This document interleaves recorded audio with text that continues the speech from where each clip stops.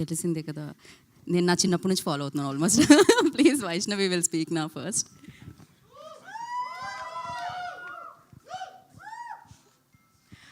అందరికీ నమస్కారం. First thank you all media, ఇంకా అందరికీ వచ్చినందుకు థ్యాంక్ యూ. మా టైటిల్ అనౌన్స్మెంట్ వీడియో మీ అందరికీ నచ్చిందని అనుకుంటున్నాము. Epic is all about youthful and beautiful love story. అబ్బాయి క్యారెక్టర్కి చాలామంది అబ్బాయిలు కనెక్ట్ అవుతారు. మోస్ట్లీ అమ్మాయి క్యారెక్టర్కి చాలా కనెక్టింగ్ అండ్ రిలేటబుల్ స్టఫ్ ఉంది సినిమాలో.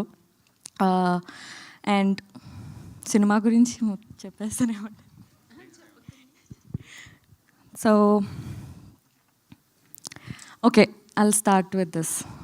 జనరలీ మన లైఫ్లో మనకి చాలా సింపుల్ మూమెంట్స్ మనం ఎక్స్పీరియన్స్ చేస్తాం, ఫీల్ అవుతాం, కానీ we move on, we move forward.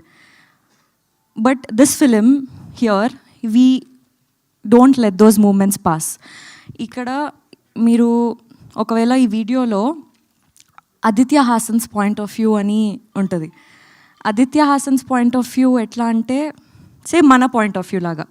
I feel Aditya Hasan is మనలో ఒకడు, మనలాంటోడు లాగా అనిపిస్తుంది నాకు.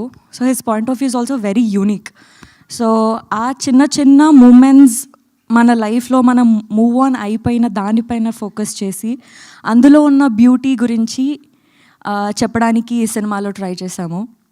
And yeah, thank you so much for everybody. ఏంటో నేను ఇన్ని రోజులు ఇన్ని సినిమాలు 2-3 సినిమాలు చేసినా కూడా నాకు ఫస్ట్ టైం ఏదైతే ఫీలింగ్ ఉందో అదే ఫీలింగ్ వస్తుంది. Thank you so much for coming. Yeah, so మేము కూడా మేబీ 2-3 సినిమాలు చూసినా కూడా అంతే ఫ్రెష్ ఫీలింగ్ వస్తుంది మిమ్మల్ని చూసినప్పుడు అక్కడ. సో అది ఎప్పటికీ అలానే ఉండాలని మనస్ఫూర్తిగా కోరుకుంటున్నాను. Good luck.